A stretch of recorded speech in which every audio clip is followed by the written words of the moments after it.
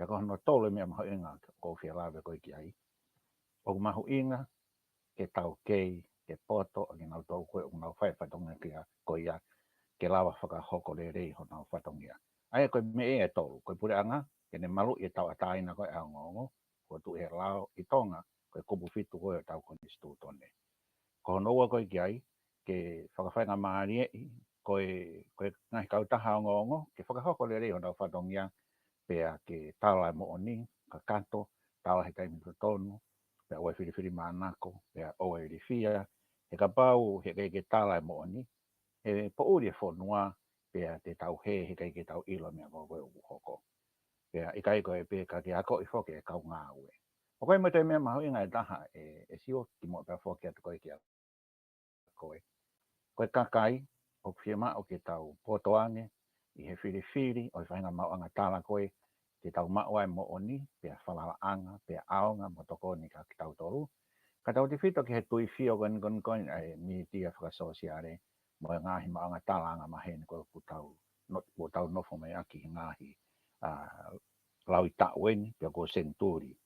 Ai re tio, no spepa, pea moe kei visone. Se siwa koe ki kini at peia, ngahi kupu oi maa e koe ni oi mi tia, pea oi maanga tala, ongo.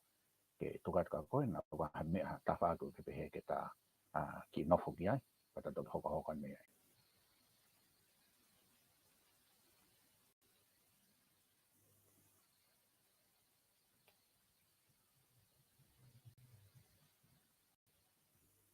Kataki. Malo abita se one pa koutui koe ngahi te vito i whakaukau ia o e miti aku ke hanga o tuku mai.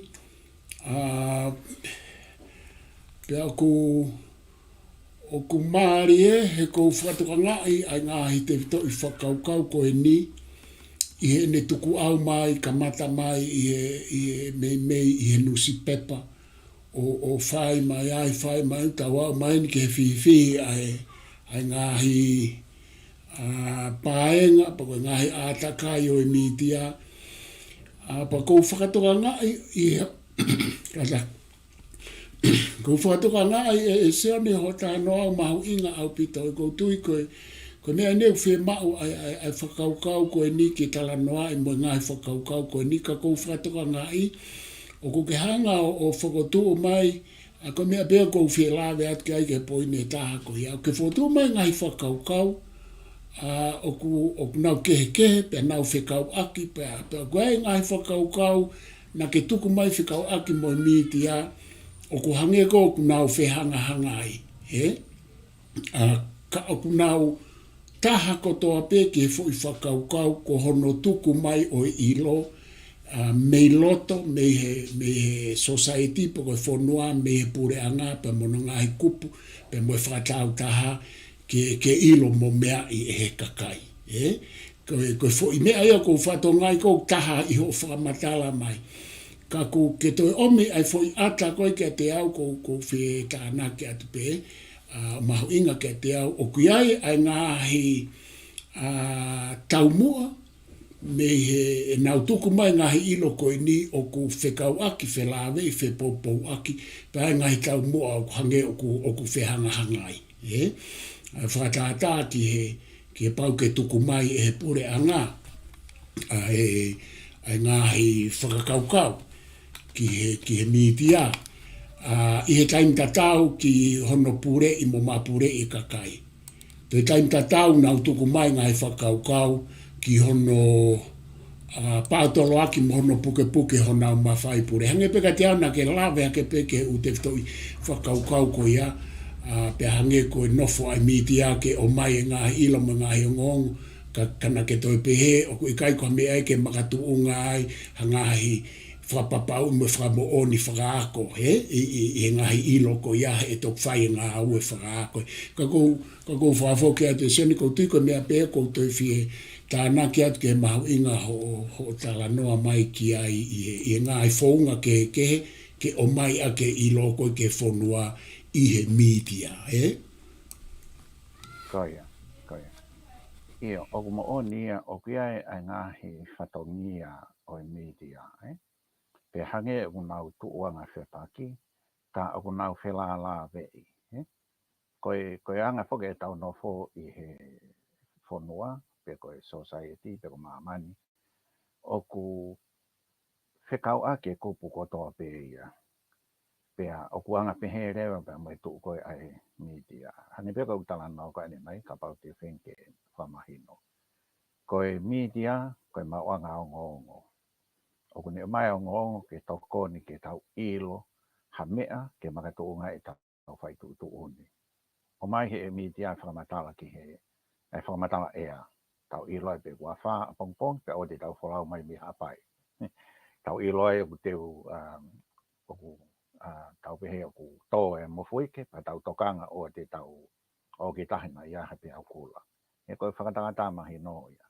Koe mea koho noua, o ku tuku mai he media a ngahi whakamatawa, ki ngahi mea mahu inga he whonua, koe lao fo o pāsi, koe liriu i hea ko whakatautolo fo o ku whai, koe whare i hatangata poto mihe, pe ko hakau matao tau me he mala e mo uhi ke tokoni tau tolu.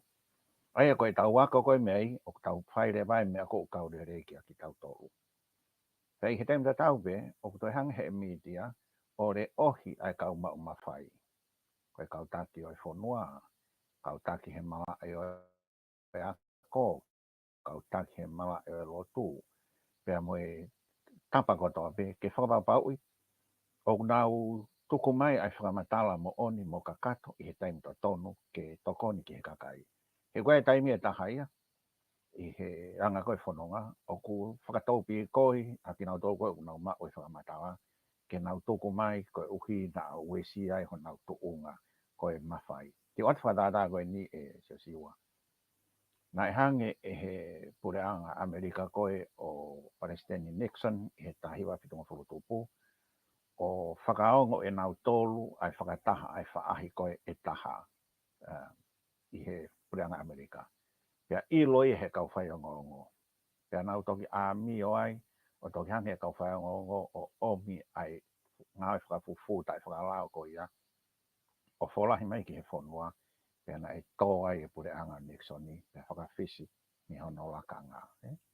O kai benga he tala noa pe hei, tonga kou tui e toki au te tala noa, whenga mea angata tau. Kai ke lahi whau hange koe mea koe na hoko i Amerika, ai Watergate, koe mea kou hinga koe ki ei. Ka koe whatongia e koe o e media, kono re ohi, a kau taki, me kau mawhai whonua, ke tau mui kotoa pe ki he lao, pea mui totonu. Koe pure, mui whai ngā kotoa pe o kahano lao, mono tu uni. I ha tapa pe e tau nofo. Me he ngā whakapuranga, pe whakapuri tikare, ki he ngai mala e ki he kehe. Me he ako, ki he lotu, ki he tala whakawhonua, me ngāhi, mea pe he. Aia koe media, kono whakarea koe taha, e sio siwa kuhangia koe sio ata. O kuhangi he media o whakaata mai, ai mea kotoa pe o hoko i society. Le rei pe kovi, whai ngataa pe whai ngofua. Pe au tau wako ai. Pea iene pe he, ko pau ke teu i le rei au pito kakai kou ngāwe i he media. Ke nau lama whai le rei honau whatongia. Ke nau lama o mai ai o ngongo, o ku kumi ke mau ai mooni. O mai o kakato, pea au e kau katawhaaki, au e whakapawataha. Ka pau kua au ia me he kolo koe, teo ai pe au ia ngonga e kolo koe, ka kei o mai me ngonga e kolo koe. Pea ka pau o kou tau whihi au ki he ni i koe, kai ki honga ang hanau whanga maari e ke nau rea, i he ngongo, me ngahi ala mea behe. Aia ku pau ke kakato, pau ke pot maari e, pea ku pau ke mooni, pea tuku mai i ke taim to tonu. He koe ni tuk me koe hangea koe māma e ke whonua, māma ngia whonua, pea tonu lewa e tau whalakalaka, he ku tau ilo ai mea koe toa beo o koko. Aia koe whatongia e koe o kau whai ngongo, pea koe whatongia e koe o media. Koe whatongia koe pureanga ke whakapapau i, o ku mau he kakai whonua, e nau tau ataina ke rea. Pea koe tapa taha e tau ataina koe kakai ke nau rea, whakaha e nau whakaukau, o ku haia i he lao, koe tau ataina koe ai media. Hange ko lau kane nai, ko tonga, koe tau konistu tone ko bufitu, o whakatau ataina ai o ngongo, pea mo media ke tau ataina. kagu whema o peke tau whanau e mea koe ni e siwa o kui kai ko ha uhi ngai ke whaiteri ha kau whai angongo koe pe lao ke malu ia ke whatongia o tampu he lao e lau i kovi i hataha tampu ai loi tampu e te whakamatala o whakapawata ko pau ke te e whakatondon mai kita e he whakamau anga ai koe whatongia whakawhai angongo koe whatongia o ku whakaata mai pe au toi whakaurunganga pe whakalau maari pau ke te whai totono pau ke te roto rahi e tala ai mo oni pea koe tau koe e ua full tupu ke tongo full e whaiwhatingi e tonga i here ti ome tau te whito ke no se pa karon kari tonga nai mahino au pito ai mahu inga koe whaitongia koe ni koe media e sio hano whatata koe taha nai o huia he kau Piritania koe mawhai a hano wha koe mawhai uraki ua mo i tolu ai whau lao ai whakahoko lao pea mo i whakamau i koe lao ai a koe whakamau anga pea mo i whare area pea mo i pure anga executive ai unau whai koe ngāwe pea koe mawhai koe hano wha koe media o kuna hanga o le ohi sivi i e kau whaiwhatongia kau mawhai ke whapapau i o kutonu kui Whapiritania koe the fourth estate a koe uraki mawhai ai legislative pehe ki he executive kai umaa ai judiciary ai whakamaanga peha koe media are wa koe mawhai hano wha une re ohi ai whonua whakahoko e re o kakai ke nau whetala noa aki peha mo e pureanga pakone taimi ko lere ia e whaiwhatongia koe ai media peha ku maha mai whonua lava tau atai nai whakau kau tau atai nai tau pōtara noa tau atai nai te awea ke i lo o kulawa ke tau anga i hawhakau kau fo o ko uhi ke le rei. Pea kulawa ke tau whewahe wahe aki pea tau tala noa he whunga merino i kai ke tau whakafufu pea tau whiako a kia whakakalaka ki mua. Ka aha pure anga o kune hanga o whene ke pure i kai whakalawa e media koe pure anga ia e whakapo uri. Koe pure anga ia e lahenga he mea whakatu tāmaki hoko ai. Koe whakatata koe kia henga hea honi koe pure anga lousia pea te tau sia ke hono pure i he pure anga ai ngai te maanga tawa. Pea koe mea kou hoko koe he mala e tau i Ukraine. O kai ke iloi he kakai koe he lato whonua i Lucia. Koe mea ke hei au tala ki he kakai. Pea o kai ke ha whonua e langa aki ai loi. Koe mea te tau piu hoko i Siaina. Nga he lana. Pea koe mea ngai whonua ke he nai hoko ai mea koe. I hene behe maho inga au pito. Koe ia koe whatongia pure anga ke whakapapau mau e tawataina ai kakai ke rea tawataina ni tia ke awe o ngongo. Pe kai koe pe o koe whatongia pure anga pea me kau mama whai ke tuku mai ai whakamatawa i he taimi to tonu pea tuku mai ke kakato tuku mai ke mooni ke tokoni ki he kakai. Kapai whakamore ki he wahei he pure anga hapa anga te au miliona ki whakanga aue. Mantu koe panga tuku hau ia kakai. O whe mau ke ilo ai kakai whonua ki ai. Pea ko ilo koe kakai whonua e fōi he kau whai o ngongo. Ka kua whehala ke o koko, he mau ke whakamatala mahino ki he media. He hange media whakamawhōlai ki he kakai. I hene pehesi ua, koe wharongia koe tangata whai o ngongo. O koe ke ngata behe ne hoko koe mau angatala ke whakamaa po opo i mo o ni sivi whakauriri ki whakamaa tonu ke tuwha atu. Ka koe o hoko ia koe toko taha o whakarea koe toko taha whai historia o ngai whakawawawe. O koe toko taha whai historia o ngai whakawawawe. Ai koe no wharea koe taha, o hiki he kau whai ngongo, ai mea kou hoko e whonua. Pea toki mui me e kau whakatotolo whakaako. O sivi e ngai whakamatala koe nai whai o whau mea e nau ngahi tohi. Mo whai kei, ko papau e whakamooni e ngai mea katoa pia hoko. Pea kui kai kia hao fo iai koe toko la he kau whai ngongo. O na wiku ke nau whau tohi. Pea nau toke he nau whoke whai ako ngai university mangi hala mea pihe. Koe uhi nga koe ia. O kuna uhi matatau koe whaitu hoko e whai ngata a. Teke tonga i pe he mea kono hoko i Ukraine. Ngai whonua ke teke sio tōna ki he maho ingo e whatongia o e kau whai ngongo. Ki lolo e whamatana sio kau kua mana keo ki maa ala atu. Ai maho inga koe o media koe uhi ngai tōme koe ki tau tala noa ki ai. Koe uhi he ko tau kakai he tau mawhologa ki tō pure anga. koe mi ala hewa koko koe mi dia ko ria whaka pārangi ka mālo ka pa wahani ihi hani ihi na wā ke nau pōtu hanga i kautaha ngongo ke whakahoko he rea whakatonga ai ngongo ke kakai pe ka hono ua koe fo iririo koe he teknolosia o ngāo ki ai social media oku fo o ki he tokola he tau kakai pe kai ke nau ilo ai whakaukau whakatamai koe oku i pia pui tua hono whaago koe social media ka te tato tala noa ki ai mahai whakat ka koe siwa nau ka hame o ke toa mai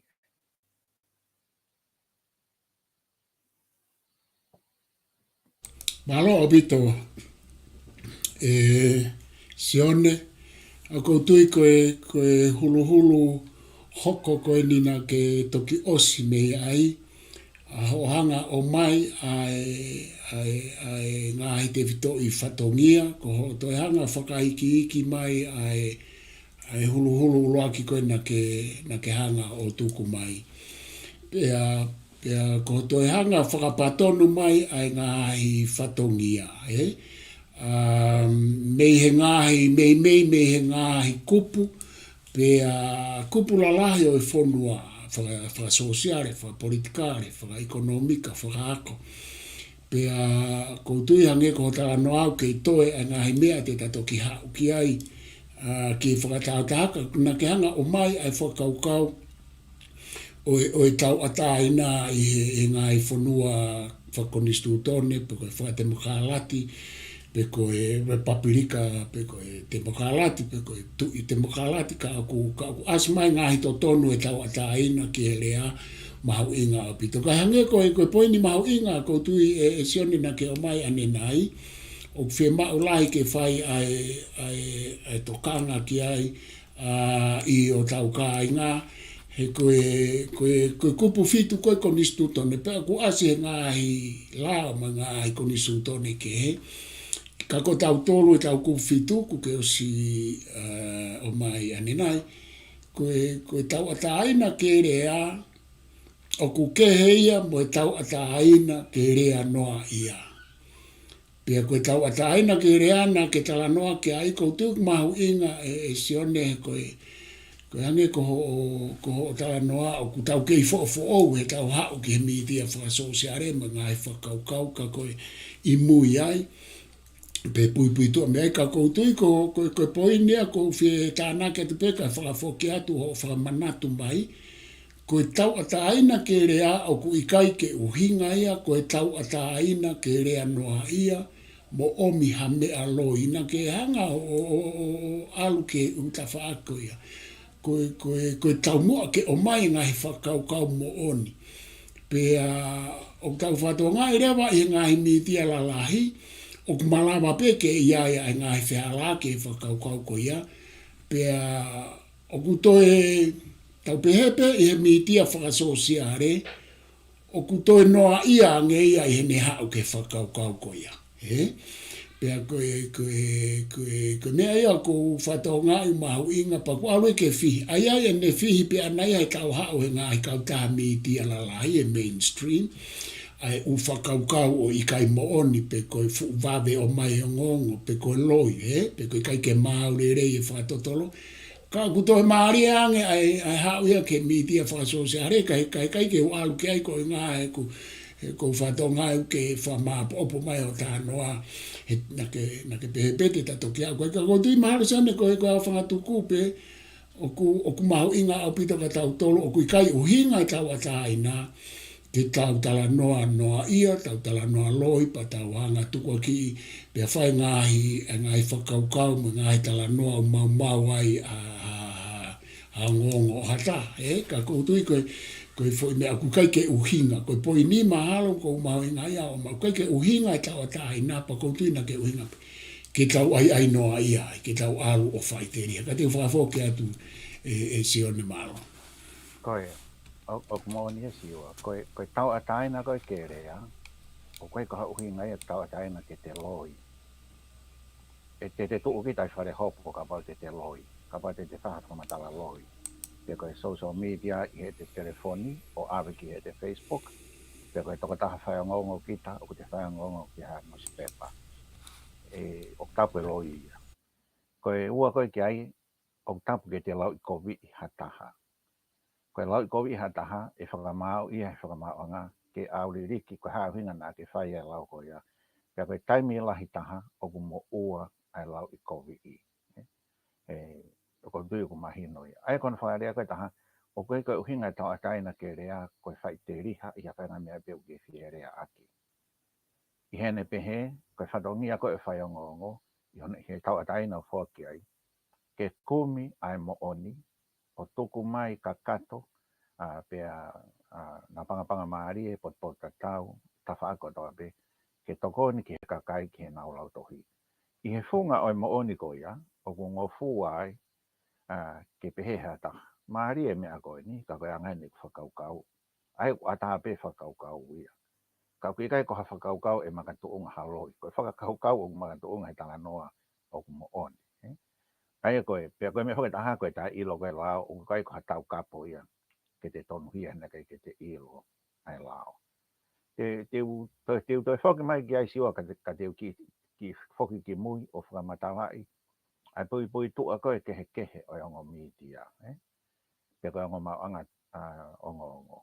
Koe mauanga ongo koe o televisione, radio mo newspaper, ai tawanga maheni koe ki ai. Na e whauia I he uonga koe teknolosia, na e mamafa au pitoia, ke lava e hataha o whakatuu hane mauanga tawa, hane kautaha ongo. Tatau pe televisione radio mo newspaper. Pea I hene pehe, koe ni ihi toko si ibe na nano lava o whai ai whatongia koe ngai mamafa. I kai koe be koe pau ki ai e te kau ngā ue ko sia ko bi ngai university, bi koe ngai pia ko ki ai. Pea koe business, koe mia ko whimau ke whakamala. Koe media, ta tau pe televisione newspaper mo radio, koe business. O ko pau ki ai ta whaaki o kune whakamafola ngongo, ka koe ni whakamafo, ka koe ni ngā ue, whakamore ko whiake ngā koe ia, ke totongi kau ngā ue, ke whae ngā ue. Ko pau ke ha paanga ke whae aki. Pea koe paanga koe ia, o ku mau ia mi he tuu aki. Koe ngahi newspaper ngā maheni, ka pau pēsi hongo fulu ai newspaper. Koe tau whakatata. Koe mimi koe pēseti e ono noa o newspaper koe ia, e tuu aki ia. Pea koe toanga rewa pēseti whanoa, koe ongo ia. Ono whakarea koe maheni, pēsi ono e newspaper pēsi hongo fulu, koe tuu aki a tāpe ia. Pea koe pēsi pē whau toi ki he ongo.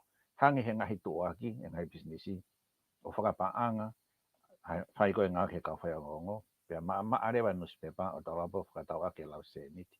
O kai koe lau I paanga wahi. Mea tatau be ki he televisione, koe hinga ngahi tuu aki, pau tau mau tai totongi ai e ngahi televisione, pea pehe pe whoki ki he radio. Koe hu mai koe ni koe e social media, koe hinga koe liu whaka teknolosia. Maa pea whai ngō fua, pea lawa pe ha tahaia, o tohi pe ha whakamatawa, o tu whaki ki he ngā lope, I kai ke tue lawa ia pure I ha taha. Koe fui ke he ia. I hene pe he, o kulawa e taha kotoa pe ia tohi o whakamafola ni tala noa, I ha whahinga pāenga pe I he ope kua osi whakotu. An kou taonga maheni ki ai, Facebook, YouTube, koe Twitter, me ngahi ala mea pe he. Ka kono ke he, o ku kei tō mui e lao ia, ke whau, ke malui, ai to tonu ai kakai, ke oe lau kowi ki nau tolu I social media. Ko hui he koe, ko ki nau toko nau mao e ngahi pāenga, pe koe ngahi platform, koe Facebook, ma YouTube, me be. Ne te ke a oe lao ia, he koe mea whukena, e toki tupu mai ki mui. Ke a oe lao ia, ke kau o nau tolu hono pure I he lao, ke whakapapau I, o ki kai ke nau whakamafola haongongo o ku loi, pe kovi, pe whakatu I tāmaki. Koe whatongia koe aia I he lao lolotonga, o ku tuku ki he kakai ko nau whao I whakamatawa, ko kita pe ia koe te alo ai te whakamatawa whao ki he Facebook. Taka pau te whao whakamatawa loi ki Facebook, ko kita koe na te whao whakamatawa te whihia, te tu I wharehopo, o koe koe Facebook. Ka ko kei whenga e ngahi puranga mamani, kawan Uslani.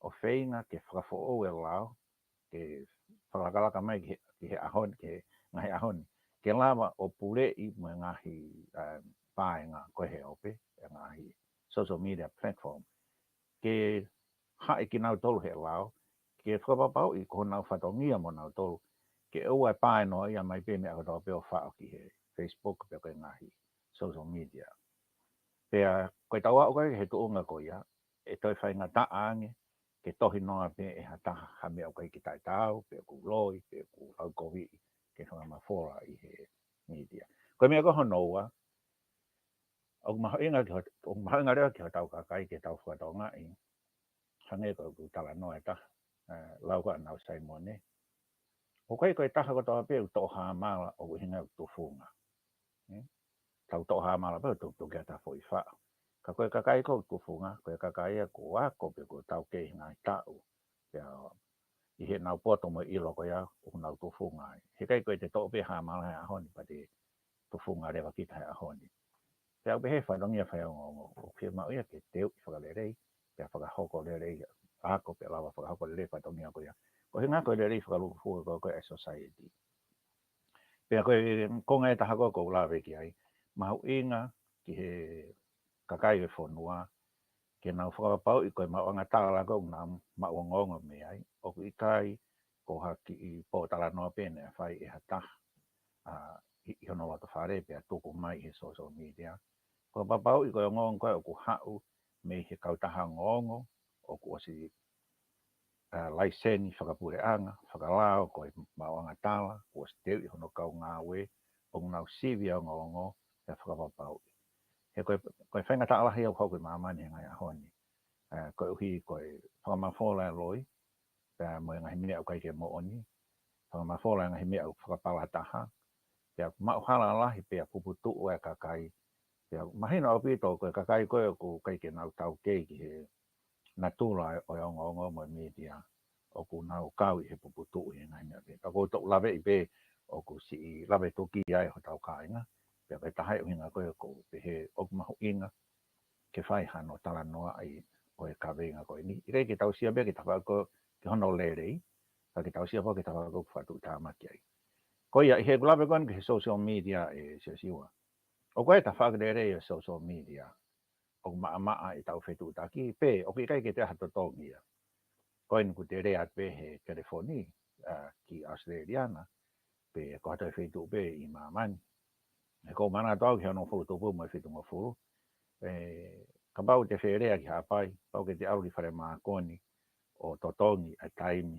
ke te rea ai ki hapai pia ka pau ke tahai me kawai me motu me kawai hano ko pau ke hau he waka he ahoi taha ki mo a tari pa ngai he whare maa koni pia te alatu kita me I whe pe pe koro pe ko havelu pe ko to fo au te no foi o alu ki nuku alo ke whare maa koni ki whunga loa ke whai e te po tala noa ko koe mo toka taha ko ia koe ahoni tau whe tala noa aki te hai tapa I mamani tau lawa whe tohi aki tau lawa sio ke ngai o wau ko tau bea tau kai ngā mo ngai kai ngā tonga ya whe tu pe o ku whakahoko ai ia tapa bea e mamani wawe e whe tu taki bea whai mo fua ai koe mea ngā awe o lerei koe whonga kohono ngā aki koe mea ke tau toka ngā koe ki ai tau whakaanga I ke tau mua lerei tau ke mau ke tau wako ke ngā ake mea ngā ka ke tau lerei mo langa e whonua mo tau whakalaki mua kau te tau marawarea pe tau tai tokanga pe hoko ai teknolosia mo mea ngā awe koe mea ia ke ngā holo ke tau mo ui ma whora ngai tala noa kai ke hoa mo tau ma whora ngai tala noa kai ke mo oni kai ke tau whatonga I ke whakamawhora I lo ko maho I ngā I he ako I he mo lerei I he business I mga he alami an behe koe tahai e uhinga koe e sesiwa o ko maho inga I ai pia ure mea ki whae ta po tala noa koe ni I he howani kai tuka ki a koe na ki aha mea o ke tawa mai ai Malo vito sione ya ku o ku kai ngata I whakamama o tala noa ka ku o toi whakamama whana lahi kia te au he ku lawe I koe ni I he tuu e tau media whakasosiare pia moi media lahi ka wani I porokalama o whainga maria ki ke tala noa mai I porokalama o ku si a no fai ko ni ko fai pe ngahi o atu e tau ngahi whakau whakaako i ngahi tawhaaki ki e mitia pe osi ka kou lau ko ki fo i miri te tolu noa ko ni ko ta osi tala noa mai ai o ku ke omi ai u me alahi au pito e sione o ku ta e mā ku pusi e ku whakakau ki ai ki ano konga pe koe whakaiki ke ngai whakau ka koe mea o whai hano toi hulu i ka koutui koe fo i wholahi ono ke whai e hoko koe tokoni ko a manaki lahi e hoko koe tokoni me wha maama ki tau tolu ka atoa whakaluku fua i he tala noa ke mitia ko fwoi tātana mai koni i he hawhe hoa ko o mea ko ne o mai ai o ku ne o mai ai o mea lahi o ku mahu inga ke tau tokanga mo toi whai ai whakakau ki ai. Ka toa ki tau tolu o au ki e tau media whakasosiare mo media whaka e kulupu ka ko mare ia o hanga o mai ai fo o ku ke hulu i vare mai pe ai fo liliu i he ne hau. O ke toi hulu i mai e ne fihi mo e hao koe ni ke mitia whaso. Kou ki whakane ni mo pahange kou ki ongo i ko ngā whauke ku tau kawe tau porokala mahe whakarere mitia. I mitia whaso se are me sitlo. Au me ngahi un me siti pe mo ngahi kupu ke. Kako foi whakamatala koe foi te fito i ke ngahi whakakau o mitia. I hene tuku au whaka business whaka historia mai mo media whaka sosiare. Pea mo e ngahi tō no koe ne a lao i e ahoni O kuto e maari ange po kange koe kongo i koe pe kei tonu ke lere e tau media. Mo e tau e guaifang mo e tau mea o pulusi atu. E lo au koe pulusi atu e ngahi whakau whakaaka mo e ngahi ongo Ka ko mahalo sai ke pehesio ne te ulaki kamata pe au ia au.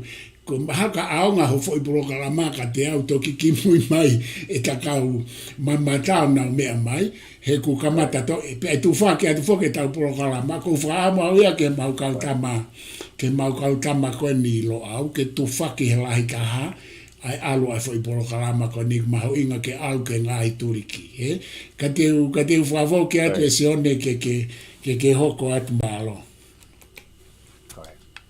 kai o tu siwa koe koe o ngongo le rei ke ilo e tau whanga toko ua koe o kunau tau ngā ue mo koe toko ngā iho tau apiako koe ni koe o ngongo le rei o whakawao pe tau ngā ue a tau tolu ko hi uraki o tau whakamafola ai ilo pia koe ilo koe o whaikai whekumi maka tu unga i he mooni pe koe ngāhi whakaukau u te eki whakamooni i ka au whaikai whekumi koe wā be koe ke tau tala noha mea o koe ke hoa mo tāo. Koe koe ke tau nofo lau ki hataha. Ke tau kau ngā pi. Tau tala noha ngai ka veinga.